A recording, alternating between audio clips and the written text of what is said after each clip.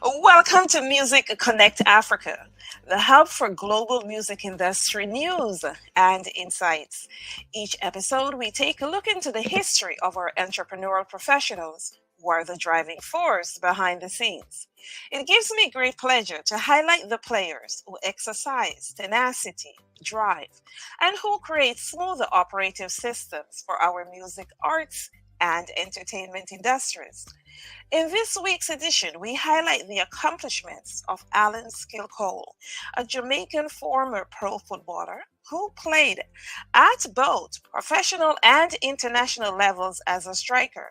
He was the first Jamaican to sign a contract with a Brazilian club and the youngest to represent Jamaica at 15 years old.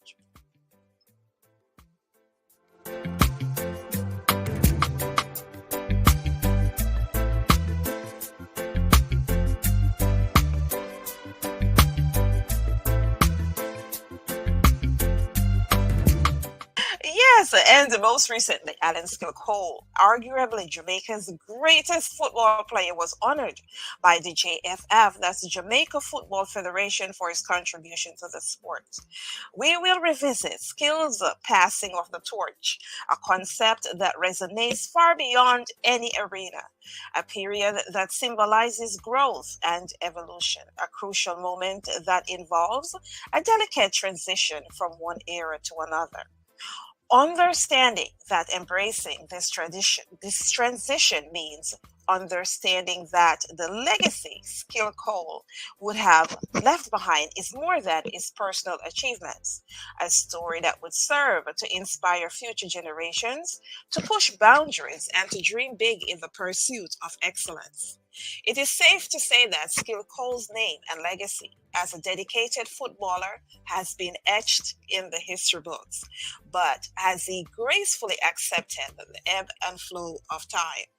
In today's segment, we will revisit Alan Cole's accomplishments as a seasoned athlete, his sporting capabilities on and off the field, and his passing of the torch to the next generation. Welcome, Alan Cole. How are you? I'm fine. Thanks for having me. I tell you, if I don't sound excited, trust me, I am excited. I have a list of persons that I would love to interview and that are on my bucket list. And you are one of those persons.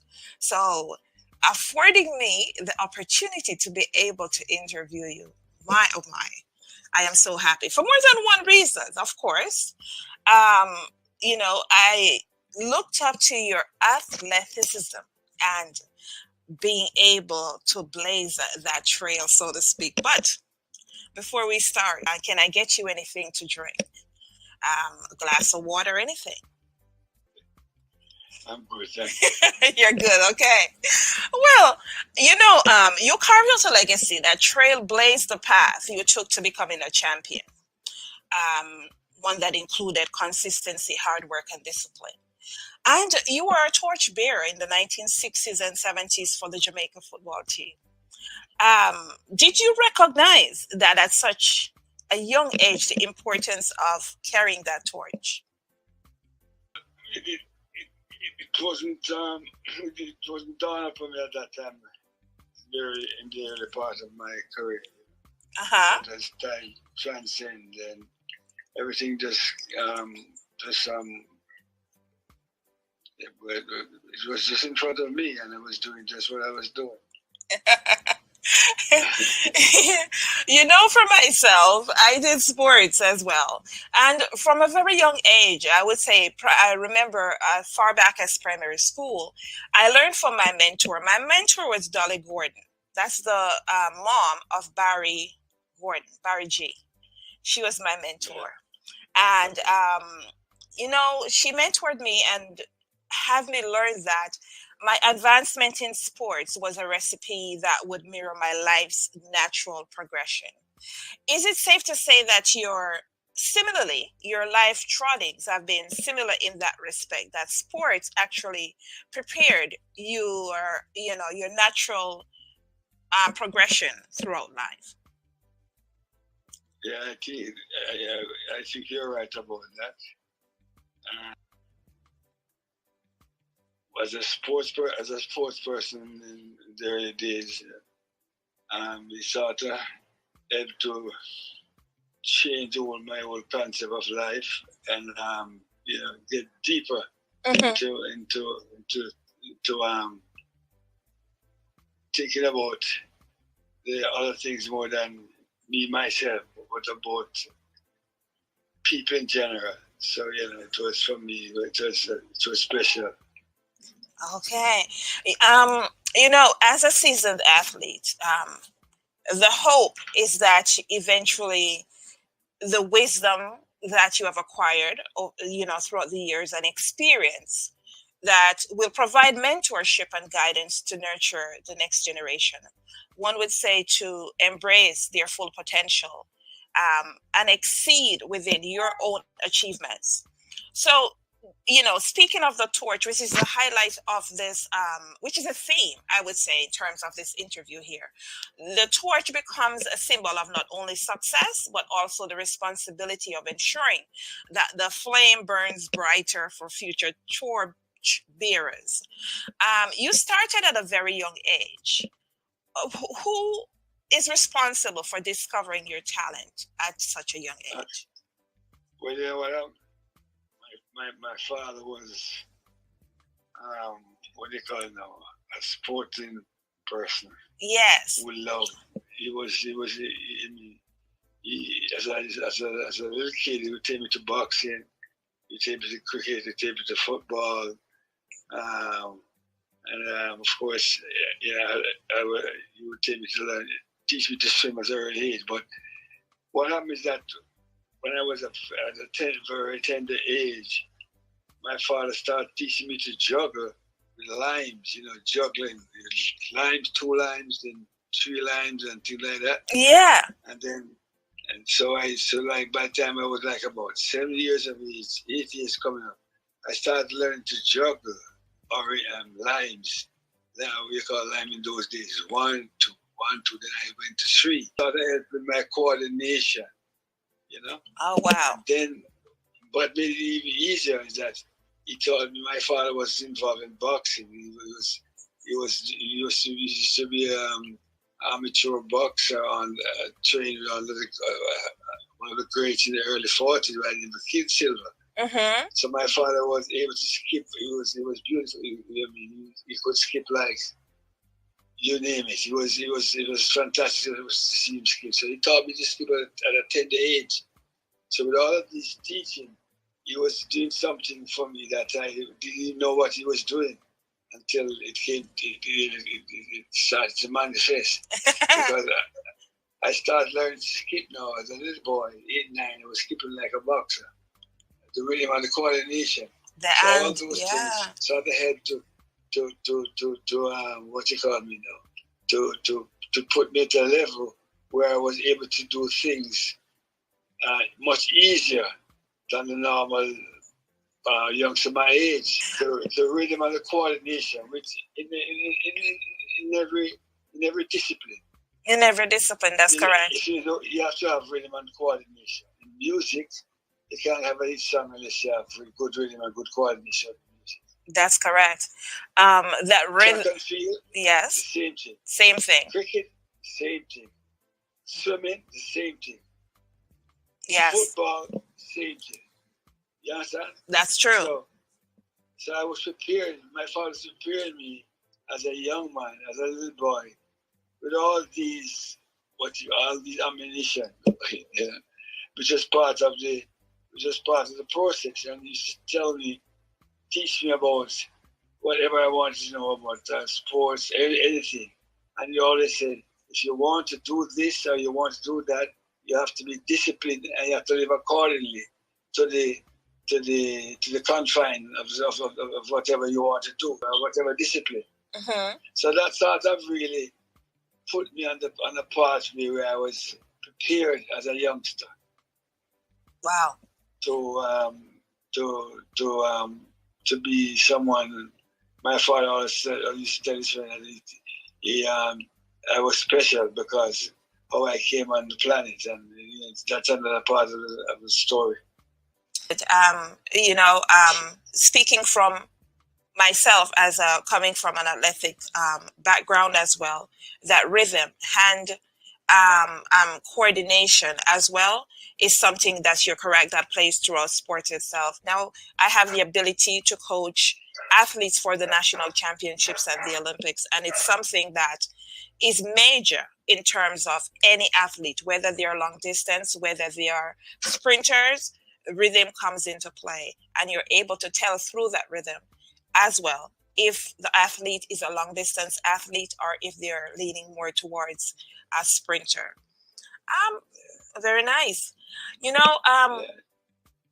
I recently learned of your outcry of a push to nurture talent on the island, and it's also something that I'm big on, and the need to establish development programs for the youth. How close are you to establishing something worthwhile? Is there anyone listening to this need to establish programs for the youth? Or well, you know what happened? Mm-hmm. We've been trying to inform or to tell those that were manning the football that what is needed with our footballers. We need proper programs. Yes. We try to instill in all those guys before in this present administration to tell them that is really how you can get the football to another level. But it's going to be all about programs. But people at other what you call it now, other motives. I don't know. Mm-hmm. To me, it was working. And if you're talking about developing sports, then yes, obviously you have to have a program for the youngsters, because that's really the future of any sports or anything you do lies youngsters. So we're trying to tell them, get the proper personnel to manage programs, so we can have some good programs, and we can get results. But without doing these things, you're not going to get results. Results doesn't come like overnight, just like that. You have to plan and do your thing. Anybody of such, whether you be government or whatever, sporting or whatever, if you don't have a vision, you cannot rule, you cannot lead. That's correct. And I think it gets much harder when it is you look towards adults who would like to enter the sport, and all those years of being a teenager, where it is that you learn some of the primary skills within that time, and if there's no program that's in place, you missed out on all those years. That's right. There are so many accolades that have spotlighted your career accomplishments, too much to name. You are believed to be the best striker in Jamaica's history, the first Jamaican to sign a pro contract with Nautica in Basel. And recently, you and fellow local legend Walter Boyd were honored with trophies named after yourselves at the inaugural All-Star Football Tournament. And the Prep Schools All-Star Trophy was named after you. What was the joy and excitement like, for you earning this feat as well? Giving you your flowers. Coming from one segment of giving you your flowers while it is that you're still, paving these streets and being alive. Well, yes, we always have to give thanks. Mm-hmm. Because as I always say, what you put in the life, you're going to get into life. The more you put in, the more you get out of it. Yes. So my thing is about is I have to give thanks that we are special that people are doing, and we give thanks for it, and we respect it, we honor it, and we are happy about it, and Yeah. As we talk about as well, passing the baton to the next generation of athletes, which would definitely involve developmental programs. But of course, it includes embracing new approaches and adapting to change. Um, we we are witnessing a younger generation who are bringing ideas and new perspectives and techniques that may push the innovative boundaries. Would you say that your earlier introductions to sportsmanship helped to build a strong community of camaraderie amongst your peers, and as well to shape the various aspects of your personal and professional career and life? But I respected people because that's how you live. I always respected people, so therefore I get respect from people. Yes. And that's what, that was one of the things that was I was able to get across, that I was a humble little young man coming up, and I was able to what you call now, I was able to in local terms reason with players and friends. We became friendly. It was like a situation where people would isolate from. Well, I was that type of person. I was one who was. I was a people person.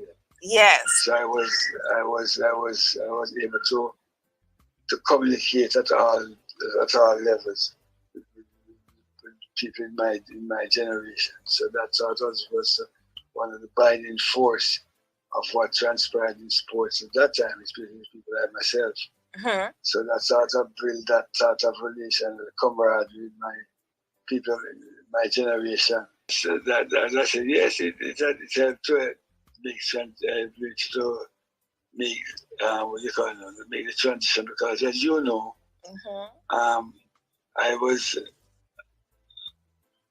when I started playing as a youngster, I was 15 years and a couple of months. So yeah, I started, and I was playing with bigger boys, bigger people, but bigger man, what you call it now.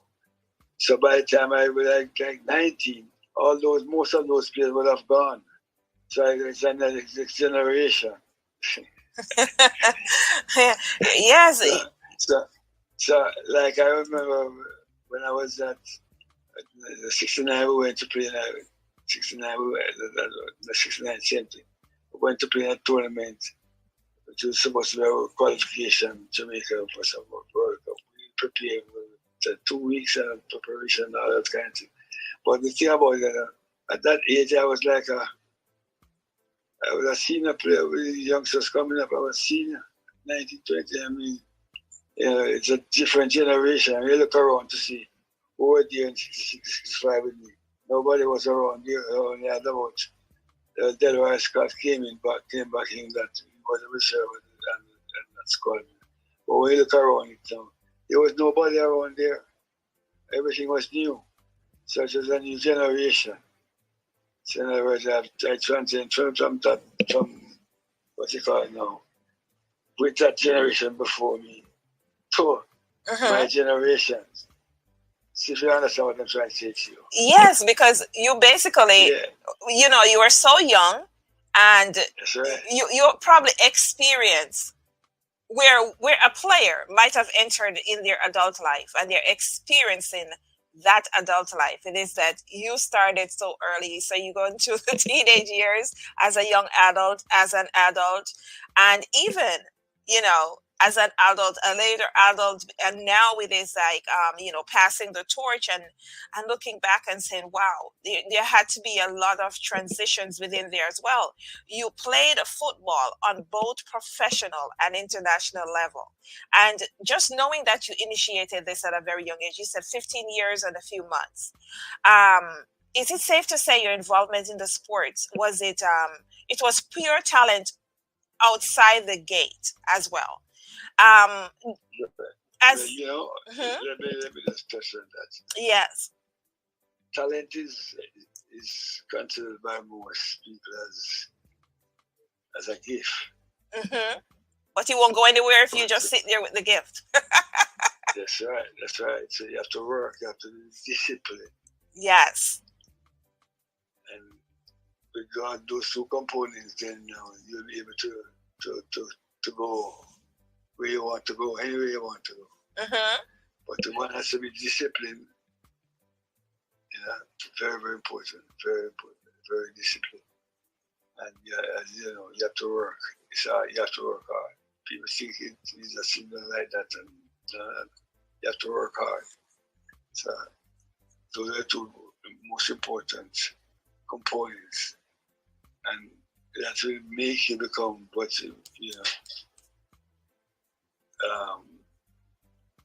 get to the status that will make you live. That will live in you then. Yes. Yeah, because to be a person who, when you pay the people with turnouts, because you have a product that you're selling, and the people enjoy it. If they like the product, they're going to come out and they're going to get the product. So we have to be disciplined. We have to train hard too. So when time came and people came out to see what is happening, they will see a product and they will love it. So they will keep always want to come out and get some of that product. It's about commerce, but that's it. It's a discipline, a consistency that will drive you and drive people in your generation to make you become what you are, how they see you. Yes. And that is what was the telling part about all of my coming up. I had to, because I stayed mostly at home, playing there. I wanted to get the standard to a level and keep it there. So I had to be the one who was doing that. So I had to get myself in top shape and go there to demonstrate and to get the football at a level where it was good to come and see. Put it that way there. Yes. There is a signature that I always include within my emails by Emily Zola that says, the artist is nothing without the gift, but the gift is nothing without the work. And it's so relevant. As we talk about having a talent, and there are so many persons that everyone has a talent. I walk around with a talent, but again, if you don't do anything with it, it's just going to sit there. As you approached the professional arm, you might have realized that the need to maintain growth, of course, as we talk about, included, discipline, hard work, and perseverance. And one would say that's a period that symbolized growth and evolution as well, because coming in as a teenager, a young, and going into young adulthood and into adulthood is a crucial moment. And that involves, delicate transition from one era to another. Were there any main disconnect or difference playing at home in Jamaica versus the overseas market or your international market? Well, in that period of time, it was, playing abroad, playing in the overseas market was like stepping a couple of grades up, because those days Jamaica, we were Caribbean footballers, and especially most of the Caribbean, even some parts of Latin America, were still amateurs. We were amateurs. Yes. So there was this big disparity between amateurs and professional footballers, because I used to remember when I used to watch our national team play, the foreign teams in the early days, when I was born in the 50s. And you notice that we could survive for probably as much as probably 30 minutes. After that, it was just what you call it, I don't want to say destruction, but it was just like it was just humiliating. Yeah. Because what I know, our players just would leave work at 4:35 o'clock. They go to the ballpark. By 6 o'clock, it's dark. they go home. Professional footballers in the other regions, so they were training 6-7 hours a day on whatever. So their body was more prepared to play football at the level where the amateur footballers could not survive. So that was one of the things that really shocked me as a youngster coming up. What was it? And I found out the reason why. And I started to say, okay, there's a reason why. And then now we started, fortunately for us, now we started getting introduced to foreign coaches who came along with a lot of ideas, and we learned a lot of things. So we started to realize, okay, for me to compete against these what you call foreigners, our body has to be properly be prepared. So I took it on my own now to get myself in that type of condition, so I was able to perform at any level. You understand? Yes. So it entails to get up in the morning, doing a lot of running, going to the gym, doing a lot of disciplined lifestyle. People don't understand. Eat properly, eat in time, and things like that. Keep your body well nourished so it to be able to perform. So these were some of the things that really, when we went abroad now, we were able to perform at that level where we could demonstrate, just like those that we were going to compete against. To compete against, yeah. Yeah, so what we call professional. So as I said, going there now to me now was a different experience, but it was all about what you call it now, being able to sustain. That was to me was the most important thing when I look at it. So after going through all these different what you call different regiments systems. Yeah. Yes, yeah. Well, you'll be able to sustain it, and that was where we were comfortable at, because I said we were well prepared. Let's put it that way, because we understood what it takes to get at the next level. Yes. And of course, as a youngster, I was signed when I was 15. I was signed to a club. I didn't sign; it was my father signed it, but I was. And we got we call retainance fee as a youngster. So I became like I was a professional in an amateur country. Yes. But my whole focus was getting there to be able to and to be able to perform. So I had to learn the secrets, and the secrets were get out there and work. Wow. Quite an achievement. And as well, I recently was having a conversation with my sister, and I told her, I'm going to have an interview with yourself, and she says, "Oh my gosh, I just saw him in an interview, and he does not look his age. He looks so strong. He is in top shape." And I said, well, the beauty of sports, and you put in the work. It's like training for an Olympics. Like when someone come to me and said, can you train for an Olympics? And they come a year before, and I says, oh, I am known to create miracles, but I'm not Jesus Christ, because there is so much work that you got to put in on the back burner before it is that you actually step up to the plate.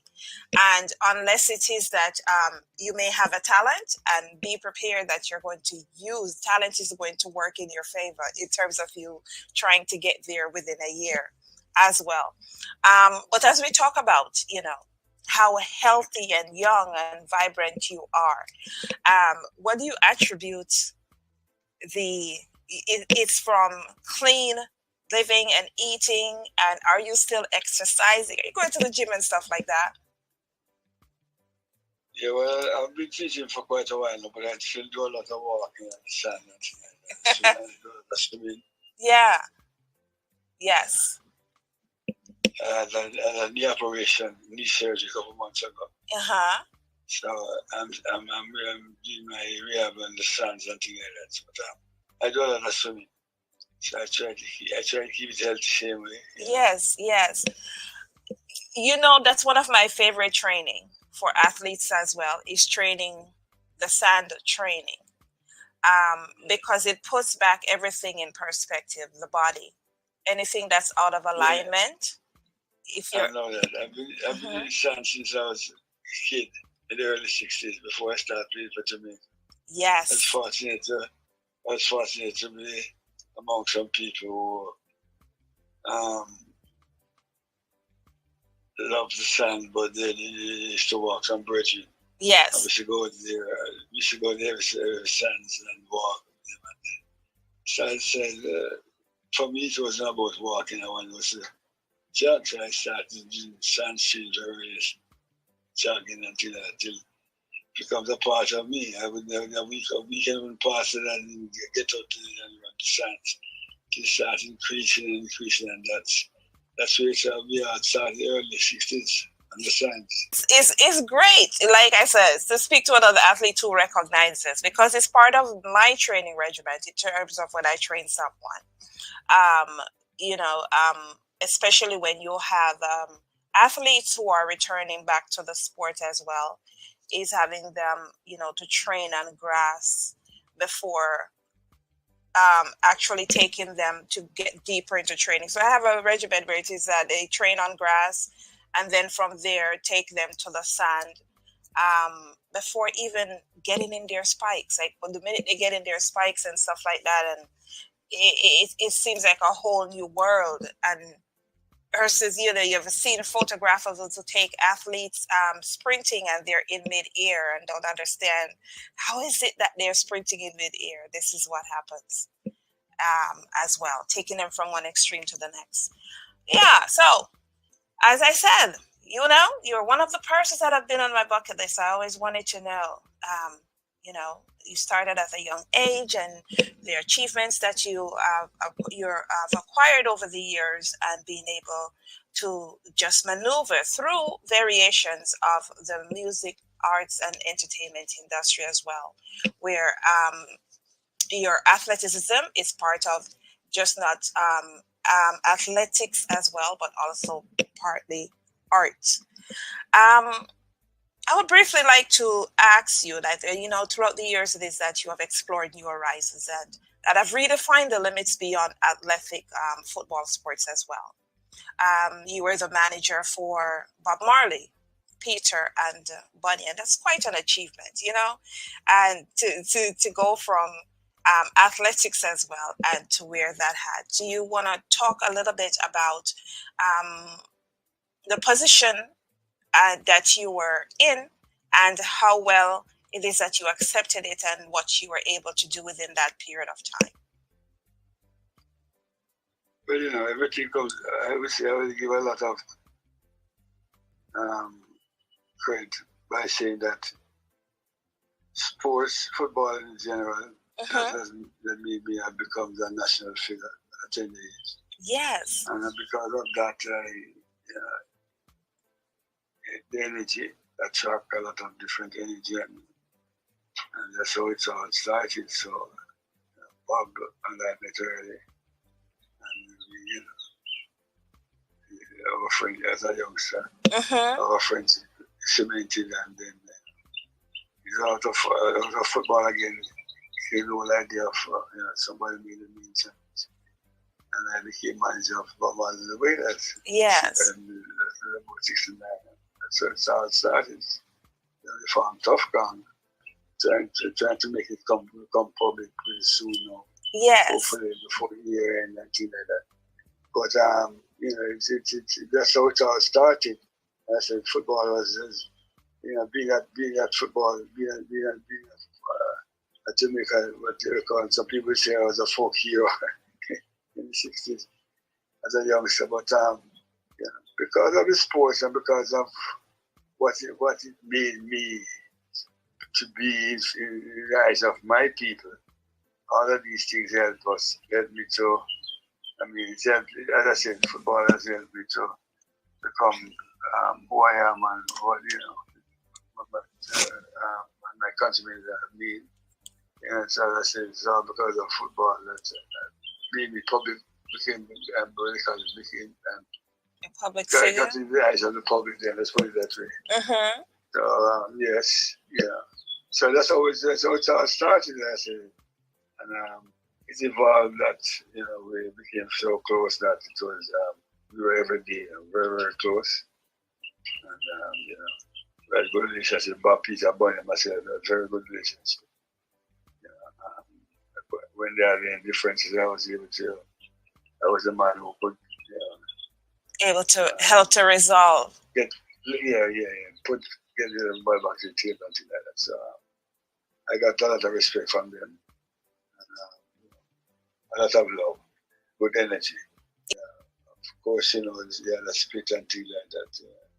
Is that I am in music and I am in sports, and I know how much it is that one helps each other as well.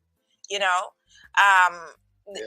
complement each other. They complement each other. They complement each other, and that's one of the things that I highlighted at the beginning of the interview itself. How it is that Dolly Gordon, Barry G's mother, taught me that sports is going to shape exactly the person you are, whatever profession it is that you go to, and if you're able to train and build consistency and put in that hard work and discipline, those are tools that will take you wherever you go.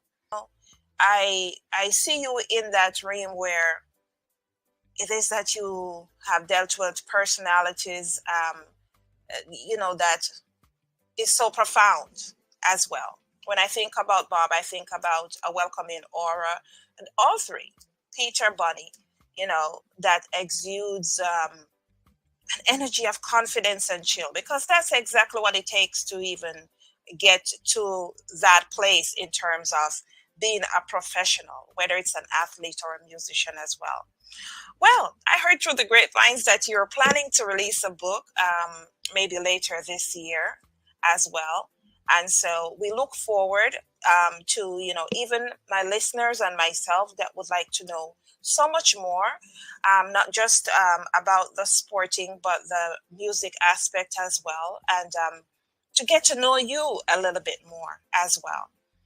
And I would just like to throw my hat in the ring that if it is that you're doing a documentary, I am over here throwing my hat in the ring to be able to wear that hat for an esteemed Allan Skill Cole documentary, if you ever think about that as well. That would be good. That sounds good. That sounds very, very good. Yes.